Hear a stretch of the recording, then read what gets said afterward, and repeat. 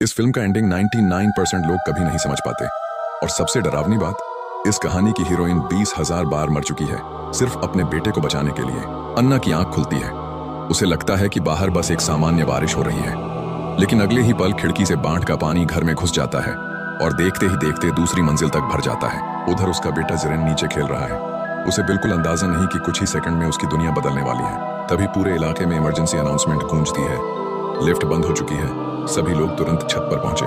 अन्ना जल्दी जल्दी सामान पैक करने लगती है। इसी दौरान रिसर्च इंस्टीट्यूट का सिक्योरिटी गार्ड सन जॉक्सी उसे कॉल करता है। वह उसे तुरंत निकलने के लिए कहता है, लेकिन बात पूरी होने से पहले ही सिग्नल कट जाता है। अन्ना पीछे मुड़कर देखती है और उसका बेटा गायब होता है। घबराकर वह उसे ढूंढती है।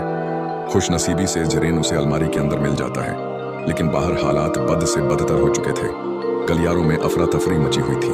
अन्ना अपने बेटे को लेकर दूसरी सीढ़ियों की तरफ भागती है, मगर पानी इतनी तेजी से बढ़ रहा था कि कुछ ही पलों में तीसरी मंजिल तक पहुंच गया। कई लोग उसकी आंखों के सामने बह जाते हैं। 7वीं मंजिल पर पहुंचने के बाद उसका रास्ता मलबे से बंद हो जाता है।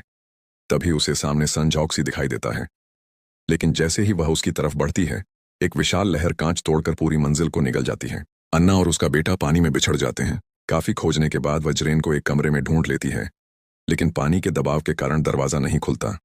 उसी समय सेना पहुंचती है और सन जॉक्सी बाहर से दरवाजा तोड़कर मां बेटे की जान बचा लेता है। बाद में वह बताता है कि यह तबाही दक्षिणी ध्रुव पर एक छोटे ग्रह के टकराने से हुई है।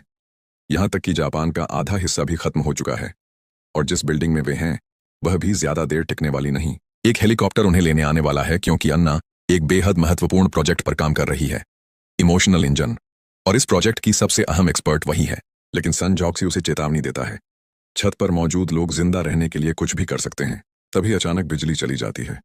घर में जमा प्राकृतिक गैस लीक होने लगती है और अगले ही पल एक भयंकर विस्फोट हो जाता है।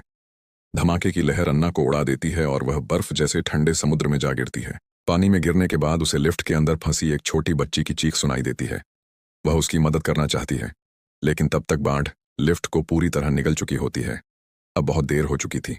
अन्ना भागकर एक बूढ़े आदमी के घर में जाती है और अपने बेटे को जड़ से बनी दवा पिलाती है। यही कहानी में आता है सबसे बड़ा झटका। जिरेन उसका असली बेटा है ही नहीं। असल में वह कंपनी का एक प्रयोग था, एक एक्सपेरिमेंटल सब्जेक्ट। अन्ना का काम उसे रिसर्च इंस्टीट्यूट वापस पहुंचाना था, लेकिन इस मौत और जिंदगी की लड़ाई में जिरेन अब उसकी जिंदगी का हिस्सा बन चुका था। पार्ट 2 देखने के लिए सब्सक्राइब करें।